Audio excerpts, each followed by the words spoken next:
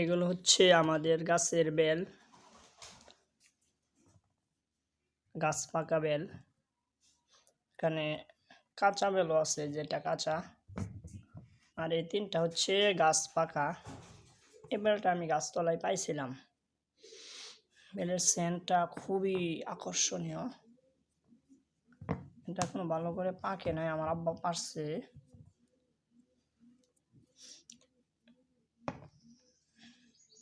আর এই দুইটা গাছ থেকে পড়ছে, আর এই দুইটা পাড়া হয়েছে। এটা একটু কম পাকা, হ্যাঁ, আর এটা একেবারেই কাঁচা। এই বেলগুলো, বেলের সাইজ অনুযায়ী দাম, এক একটা 50 থেকে 100 টাকা বা আরও বেশি হতে পারে।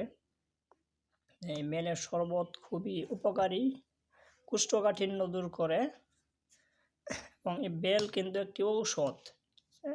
এই গরমে বেলের শরবত খেলে শরীরে অনেক উপকার হয়, পানি শূন্যতা দূর হয়, শরীর ঠান্ডা থাকে এবং অনেক রোগবালাই থেকে বেঁচে থাকা যায়। এই গরমে অনেক মানুষ হিট স্ট্রোক করে মারা যাচ্ছে। এই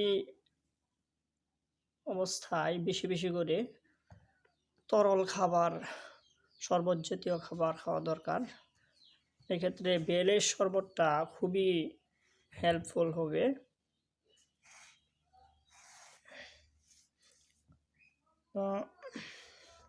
আমরা প্রতিদিনই বেলের শরবত খাই 1 গ্লাস করে। মাঝে মাঝে বাজারেও বিক্রি করা হয়। আমাদের 2টা বেল গাছ আছে, এগুলোতে বেল হয়।